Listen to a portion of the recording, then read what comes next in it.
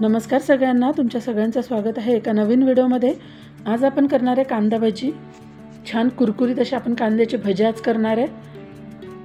बाहेर मस्त पाऊस पडतोय, यावेळेस उन्हाळ्यातच पावसाने हजेरी लावली आहे। चला करूया आपण कुरकुरीत कांदा भजी। त्यासाठी बघा मी असा उभा कांदा चिरून घेतलाय। कांदा भजी कुरकुरीत होण्यासाठी आपल्याला असा उभाच कांदा चिरून घेणं गरजेचं असतो, कारण चौकोनी कांदा जर चिरून घेतला तर ते भजे नरम पडतात। त्यामुळे आपल्याला असे स्लाइसेस करून घ्यायचे छान कांद्याचे। आणि आपल्याला आता याच्यामध्ये मीठ टाकून घ्यायचे। आता हे मीठ आपल्याला पूर्ण कांद्याला चोळून घ्यायचे। आता 5 ते 10 मिनिटं आपल्याला मीठ लावून हा कांदा बाजूला ठेवायचा आहे, जेणेकरून ह्या कांद्याला छान पाणी सुटेल। 10 मिनिटांनी बघू आपण आता कांद्याला पाणी सुटलंय का ते। बघा छान पाणी सुटलंय कांद्याला। आता आपण याच्यामध्ये बाकीचे मसाले टाकून घेऊ। मी एक वाटण करून घेतलंय, त्यामध्ये मी घेतलंय हिरवी मिरची, लसूण आणि ओवा पण मी ह्याच वाटणामध्ये घेतलाय। त्यानंतर कोथिंबीर टाकून घ्यायची आपल्याला त्याच्यामध्ये। त्यानंतर हळद पावडर टाकून घ्यायची आहे। नंतर ही धने पावडर टाकून घ्यायची आहे आणि अगदी थोडंसं लाल तिखट टाकून घ्यायचं आहे, नाही टाकलं तरी चालेल। आता त्यामध्ये आपल्याला बेसन पीठ टाकून घ्यायचं आहे, डाळीचं पीठ। आता हे बेसन पीठ आपल्याला कांद्यामध्ये जेवढं मावेल तेवढं बेसन पीठ टाकायचं आहे। आपण आता सगळं मिक्स करून घेऊ। पाणी न टाकता आपण आता हे मिक्स करून घेणार आहे। कांद्याला जे पाणी सुटलेलं आहे त्यामध्येच आपल्याला आता हे बेसन पीठ मिक्स करून घ्यायचं आहे। कांद्याच्या ओलसरपणामध्ये जेवढं बेसन पीठ मावेल तेवढं आपल्याला टाकायचं आहे।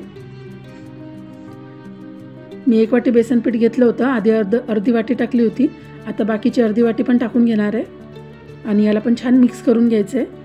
गरज वाटली तर एखादा चमचा पाणी टाकू शकता, पण पाणी जास्त टाकायचं नाही आपल्याला याच्यामध्ये। बघा मी छान पीठ भिजवून घेतलंय। जेवढं कांद्याला पाणी सुटलं होतं तेवढ्यामध्येच मला ते 1 वाटी बेसन पीठ छान भिजलंय माझं। आता आपण याचे भजे करून घेऊ। त्यासाठी मी कढईमध्ये तेल ठेवलंय तापायला। तेल तापले आपलं छान। आता आपण याच्यामध्ये भजे सोडून घेणार आहे। या प्रकारे आपण आता सगळे भजे यामध्ये सोडून घेणार आहे। एकाच वेळी खूप भजे तेलामध्ये सोडायचे नाही, नाहीतर तेलाचं टेम्परेचर कमी होतं। तेल थोडं खेळतं ठेवायचं आहे।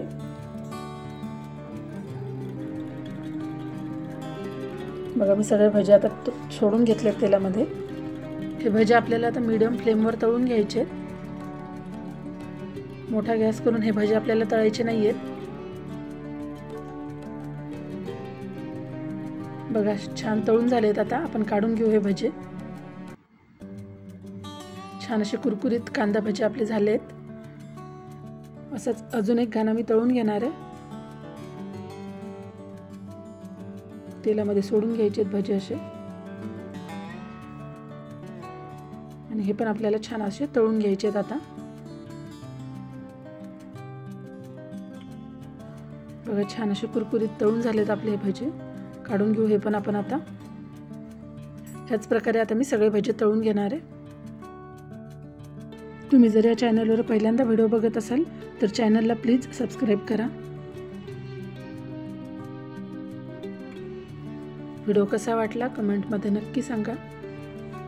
व्हिडिओ आवडला असेल तर नक्की लाईक करा। चॅनलला प्लीज सबस्क्राईब करून घ्या। भेटू परत अशाच एका नवीन व्हिडिओमध्ये। व्हिडिओ शेवटपर्यंत बघितल्याबद्दल धन्यवाद।